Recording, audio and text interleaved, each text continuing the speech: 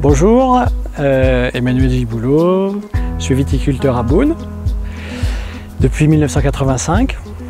On est d'ailleurs ici sur une parcelle que j'ai acquis quand je me suis installé, qui est une parcelle de Côte de Beaune, lieu-dit la Grande Châtelaine.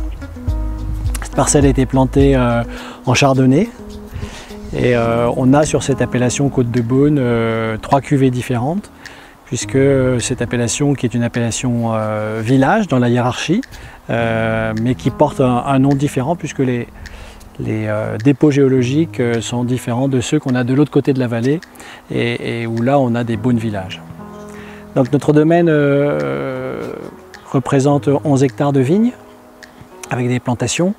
5 hectares sur cette appellation Côte de Beaune et puis pour le reste sur Saint-Romain, dans les Hautes-Côtes de Nuits, dans les Reuilly premiers crus et puis dans une zone où on fait des vins de pays, dans les bas de coteaux, une IGP plutôt aujourd'hui, c'était vins de pays autrefois.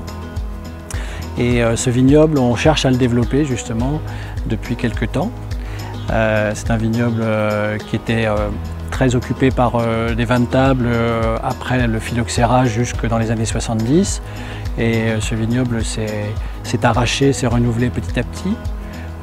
Et aujourd'hui, on replante des cépages nobles.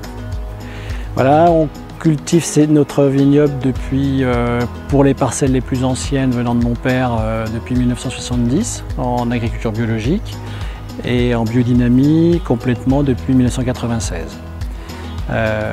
C'est une approche que j'ai développée dès mon installation parce que bien sûr j'étais influencé par le travail qu'a fait mon père auparavant, mais en même temps je pense que ça correspondait vraiment, et ça correspond toujours bien sûr, à une démarche de qualité qui a une cohérence quand on veut avoir des vins de caractère, quand on veut exprimer un lieu.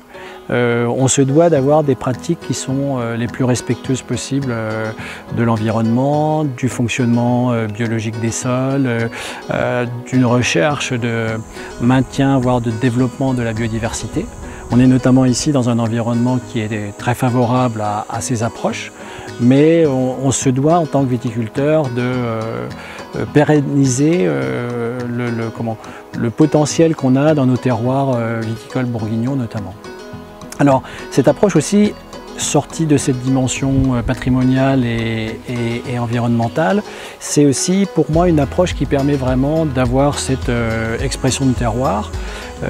Et notre rôle, pour moi, c'est d'être, de mettre en œuvre des pratiques les plus respectueuses, mais qui vont permettre aussi à chaque parcelle d'exprimer véritablement son identité, quelle que soit la grandeur ou la modestie du terroir. Donc ça veut dire aussi qu'à la cave, ensuite, on va travailler dans le même esprit de respect.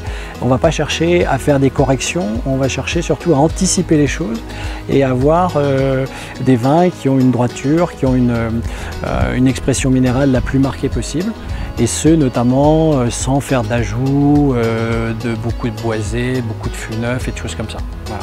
Donc du début jusqu'à la fin, on cherche à avoir une identité la plus pure possible de nos différents terroirs.